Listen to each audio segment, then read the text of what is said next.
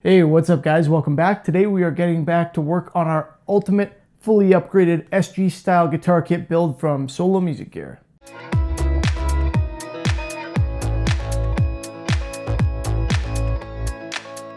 So if you've been following along, you'll know where we're at on this one, and you'll have seen this build before. This is a flame maple top SG style guitar kit. We're doing a full set of upgrades on it. It's, all custom as usual for a viewer on this one, or a client.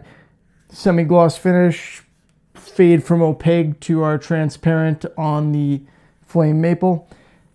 It's a fun one. So in our last video on this one, what we did is we set the neck, we did our checks to make sure everything was all as it should be, and we plugged the holes where the bridge goes, because this one's getting an upgrade to a Gibson style bridge, a Gibson brand bridge rather than the kit bridge. So it's got different hole sizes that we need to mount everything into. If you haven't seen that, check it out.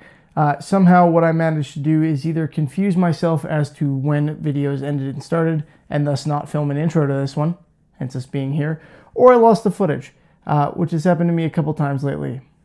It's like I'm getting worse at this YouTube thing. Anyway, so yeah, now we're going to take a trip back in time to when we had just started this thing and haircuts still existed, and let's get to work. So before we move on to anything more interesting here, we have to get rid of the portion of those dowels that sticks out above the surface of the guitar. I made them a little bit longer than the depth that was necessary so that I could make sure that I had enough to cover the entire area. It's better to sand back down afterward as opposed to, not having them long enough and having to try and patch that last little bit with filler or something like that. You want a nice hard piece of wood in there like a dowel, so you make sure they're a little bit longer and it's not a problem. What I'm doing now is I'm going around with a very sharp hollow ground chisel. Those are those Hosco ones that I have from Solo Music Gear or Solo Guitars. As always, if you want any of the stuff I'm using here, these luthier tools and the guitar kit themselves, that stuff's all at the Solo Music Gear link in the description. That's an affiliate link, so if you use it, it helps me out. Anyway, I'm going around this and kind of carving part way in. I'm using a smaller chisel for this, just so that I have lots of control, because I don't want to put a big wide one on this surface just yet. Now I will. A wider chisel often gives you more control because it lets you kind of put more of your fingers on the surface of the chisel at once to increase that, and it helps keep it flat. But it's a small dowel, so for this I wanted to use a small one. I'm going to go in with a bigger chisel afterward, but for now I'm just trying to kind of cut the edge. You can see what I'm doing there. I'm gently, well, not really gently, I'm pushing pretty hard, but I'm carefully pushing underneath and just creating a little bit of separation between what I want to remove and the actual surface of the wood. Now, in some cases, you will see people use things like block planes, low angle block planes, that kind of thing, for leveling out surfaces like this. And that's a good idea, but not in this context, because we have a very soft top wood. Flame maple, unlike normal maple, is pretty soft and easy to ding up and very porous. So you don't want to be doing that on the flame maple. I'm taking a look at other options to try and cut further here, and I've got my carving tools also from Solo Music Gear, of course. And it didn't end up working out. That one in my hand, that's what I use if I want to paint a fretboard. I cut on either side of the frets after painting and peel off the excess. Works beautifully, but for this it's just not going to do it for me. So I've decided now that I'm going to move on to a wider chisel, and this is my nice wide one from the same set. That's going to allow me to run it smoothly along the surface of the guitar and have more surface area to make sure that I've got it flat so I don't accidentally gouge a corner. One of the other things I should say about the block plane option is, partially because of the soft aspect that we were talking about, you can get marks not from the corner of the blade itself, but actually from the sole of the plane. If it hits the wood, it can create gouging and stuff like that. So you're going to want to avoid using something like that, or at least that's my recommendation for this. What I'm doing now is I'm just carefully going in, pushing a little bit, and then pulling up to remove portions of this. I'm trying to get rid of as much of the doweling as I can using these slicing tools, using these chisels, so that I can go and sand it flat without it taking all day, basically. That's the whole point of this. After this, I'm going to come in here with a leveling beam and just sand it flat and get it all smoothed out. You'll see how I do that. It's an interesting context because usually if you're going to buy one leveling beam, I say buy a big one. Buy one that's as long as possible, pretty much, 12, 18 inch, that kind of thing, so that you can get as many of the frets with it at the same time as possible. That way it takes less skill and you don't have to worry about over sanding a few of them as much. But there are definitely some contexts in which you will want a shorter one, like a 6-inch one. I use mine all the time for doing the sides, the edges of my fretboard, getting rid of, sprouting and sharp edges and stuff like that. But it's also perfect for something like this when you really want to be able to control what you're doing. So I'm using a little 6-inch leveling beam here from Skyscraper Guitars. Beautiful. I've shown you guys this kind of set that I have from them before. Really cool color, beautifully machined, and nice and light, which is good in a lot of contexts for a fret leveling beam if that's what you prefer. A lot of people also like a heavier one that they can let the weight of it do the work and they don't have to worry so much about controlling it. That's a matter of preference. But yeah, it's a beautiful tool available from skyscraperguitars.com if you want one. I'm using it here to level this out because these are an appropriate distance from each other where I can use this beam and have a lot of control and not have to worry about the long ends kind of nicking away at the corners of the guitar or anything like that. So although I do recommend the longer ones if you can only get one, the short ones are also very useful, and this is just one example of where they can be used. I've got different sandpapers on either side of this, so I start with the rough one, and then I come in afterward and use the smoother one, which I think is probably a 400 grit or something like that. And then just to smooth out this section of the top and make sure all is well, I'm now using the broad side of it so that I don't end up with kind of a 3/4 inch wide, deeper section where I've done all my sanding. Using the broad side of it to level everything out, even with a little bit of sandpaper sticking out the side like you see there. Not a problem. The top needs to be sanded anyway, and I'm using that to make sure that everything is nice and level. You do need to use a beam or a block or something to do this because the dowels are a different hardness than the surface of the guitar. So if you don't do it this way, the softer wood is going to tear away faster. It's going to get eaten away at, and then you're going to have low spots around the harder wood. So yeah, make sure you use a beam or something. Alright guys, so there we have it. Neck's in there nice and secure. That's perfectly smooth now where those holes were. So there we have it. It's looking good. And next up, what I'm going to do, I've marked the center of each of these because the bridge post is designed to go right in the center of these, essentially, the way that it's set up. So I'm going to drill those out using a bit that's ever so slightly smaller than what I'm forcing in there. And I'll mark the depth just with a piece of masking tape.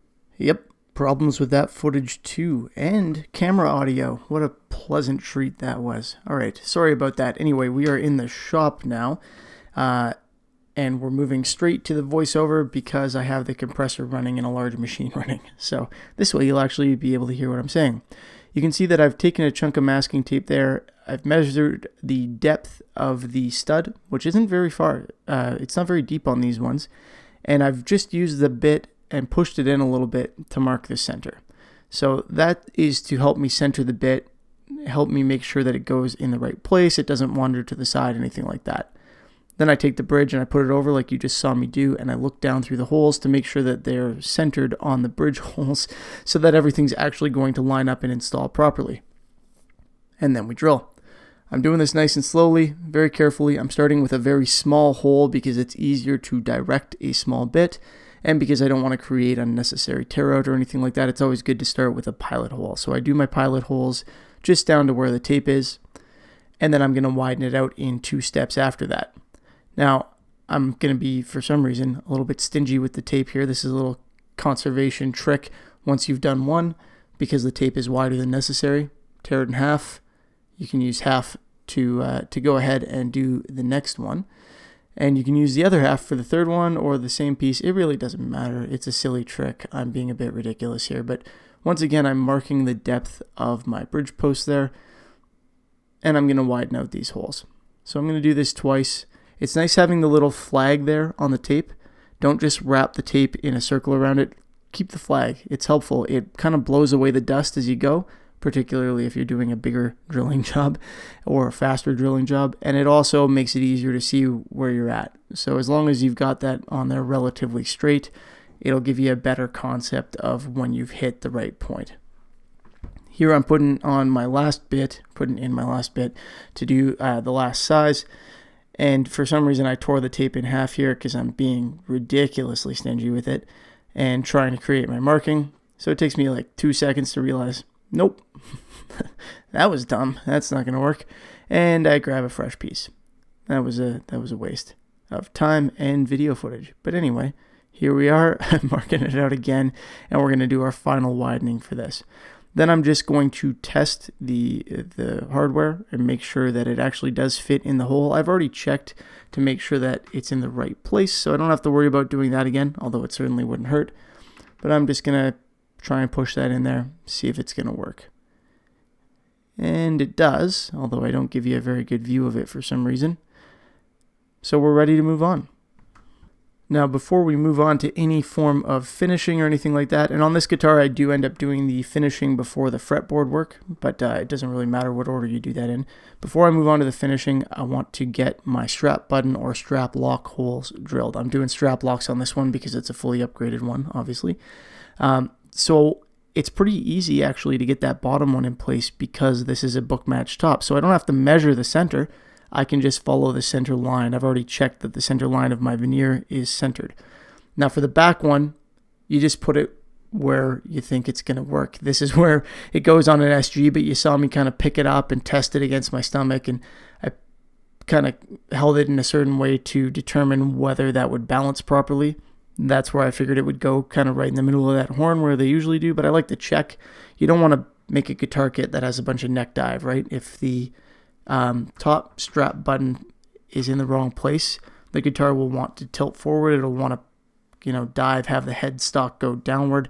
That's not what you want. You want it to stay up. That's one of the nice things about headless guitars, actually. Anyway, I digress. Let's move on to some finishing work. We're just going to do the top die on this one. That's on this video. We'll move on to the actual painting process next, but for today, we're going to die the top.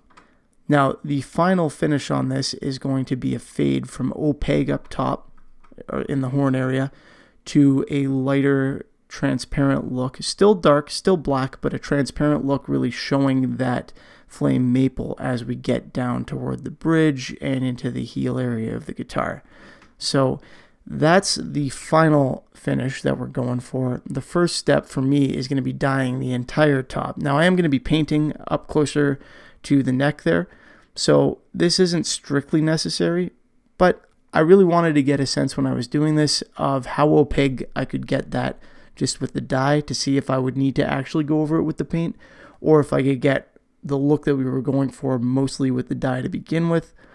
I didn't want to rule anything out. I wanted to make sure that I kept all my options open as I went through the process.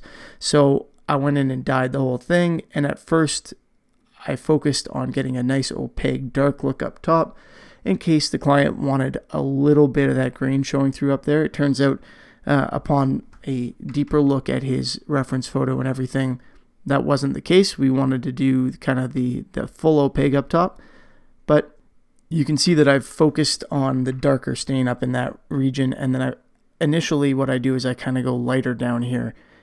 I end up changing that plan a little bit as well. There is enough veneer on these guys. They're very thin, like most guitar kits, very thin veneer, the exception being some of the very, very expensive ones, and I haven't found an SG version of those anyway, but notwithstanding that, the veneers are very thin, but they are thick enough to allow you to do a quick sand back on them if they're not sealed. If you've got like a sealed spalted veneer, then you're getting into a little bit of risky territory when you do a sand back on it. But for these, it's not a problem. So you can see I end up going in and doing kind of a full dye, not opaque, but a full strength black dye on all of that. And what I've used there is the NGR dye stain from Bellin, which has been replaced. So if you're looking for that stuff, it's not Bellin anymore. Bellin isn't really a thing anymore. It's all under the same company, but it's Mohawk now. So Mohawk's penetrating stains are basically the same thing there, and they're a very fast drying product, and they're very strong. So you saw how quickly that darkened up. Now I'm coming in here with my 320 grit on this interesting sanding block. I like this one. It's very similar to what Derek over at the Big D Guitars uses. He does a whole bunch of dyed fades and stuff. So I saw him using one and I decided to grab one. And of course, if you want that, it's in the Amazon link in the description. You can see that there is some lighter area where I did my my post insert there at the beginning. So that area I had already sanded very smooth with about 800 grit, and you can see the dye just didn't penetrate as far there, and that's why it lightened up so quickly. Whereas the rest, I hadn't really done any significant sanding prior to my first coat of dye because I wanted to be able to do this first sand back without having to risk going through any veneer. So I tried to keep it as thick as possible and avoid any unnecessary sanding right off the bat. That raised the grain a little bit when I got it wet, and now I've knocked all of that back and I've got it nice and smooth. But the dye did penetrate a little bit better in those areas because they weren't sanded to 800 grit, which is frankly a little bit too smooth when you're going to be dyeing. You want to go probably somewhere in the range of 220 to 400. With the dyes, you can go a little bit closer to the 320, 400 range right off the bat, whereas with a stain, generally you want to stick closer to the 220 range because stains aren't quite as fine. So I'm coming back in here. I've kind of made up my mind a little bit more at this point about what exactly it is I want to do. So I'm going to come back over the whole thing. And once again, I'm going to focus on getting it really dark up at the top so I don't have to load too much paint on there when the time comes, which will be later in the series, probably in the next video actually. But I do go back in and re-dye the base as well so I can get a little bit more depth to the look that I've got. So I've got a couple layers, kind of the deeper grain, the open grain has got 2 layers of stain in it. The less open grain has 1 at this point, and I will go back and sand back the area that I want to lighten up one more time before I finish this off. And I won't wait very long before I do it this time. Again, this dye dries ridiculously quickly. Within a matter of seconds, it's dry to the touch already at this point on the bulk of the face of the guitar. So there's really no excess to wipe off because it goes in so smooth, but I give it a quick little wipe just in case, more so to try and remove any excess wood fiber or anything like that. And I'm already coming back in and, doing any touch-ups that I need and generally kind of darkening the upper section of the guitar before I come back in for a final sand back in the area that I want to lighten up. So you can see me kind of trying to put a little bit more of a fade in here. I'm focusing on the top. I'm trying to fade out the dye by applying less of it with a drier cloth and less pressure as I get down lower. And then I'm also going to do a really tight burst around the top of this body when I go into the paint process. So I start that off with the dye to kind of get a little bit of a blend. So you'll see me come in from the edges here and just briefly apply a little bit around the edge and feather it out, again, by applying less pressure and kind of just not pushing as much dye in around the area as it starts to encroach toward the center of the guitar.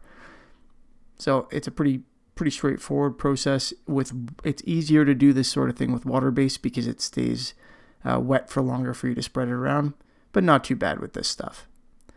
And now I'm going to come in and just take off any excess, give it a quick little wipe here with a cloth that still has some dye on it, and immediately I'm coming in with the sandpaper and just lightening that middle section back up. And that's the part that's going to stay light through the final finish here. We're going to clear coat that pretty much exactly as is when the time comes. I still have to come in with the black paint, of course, for the rest, and do a little bit of strengthening on the burst aspect around the bottom. But it's pretty darn close at this point to what we're going to be looking at in that particular area. Actually, I believe at this point, you can see me reaching for more. I decide I want it slightly darker than that there, so I just kind of give the very, very brief once over to the areas that I think lightened up a little too much during sanding, and up top where I want to make sure it's completely black. And then a very light pass is going to happen, yeah, right here with the mostly dry cloth over this bottom to get the tone that I want. And that's it. That's how it's going to look. So we'll come in with the paint in the next episode and kind of finish that aspect off. And for now, this is how that beautiful flame maple veneer turned out. I think it looks pretty darn good. Of course, I say that a lot, but hey, I'm the one doing it. So it's good that I like it. As always, guys, thanks for watching. I hope you enjoyed the video. If you did, please feel free to give it a thumbs up. I would appreciate that. And subscribe so you can see how the rest of this thing turns out. Have a good one, and I will see you next time.